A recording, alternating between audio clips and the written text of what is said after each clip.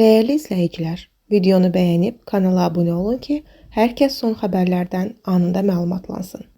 Müğənni Nərmin Kərimbəyova avtomobil qəzasına düşüb. Xəbər verilir ki, hadisə zamanı avtomobili yararsala düşən müğənni xəsarət almayıb. Hadisənin hansı şəraitdə baş verdiyi ilə bağlı hələlik ətraflı məlumat verilməyib. Əməkdar artist Dilarə Əliyeva son aylarda xeyli çəki atması ilə diqqət mərkəzinə düşüb. Xəbər verilir ki, aktrisanın yeni görünüşü sosial şəbəkələrdə geniş müzakirələrə səbəb olub.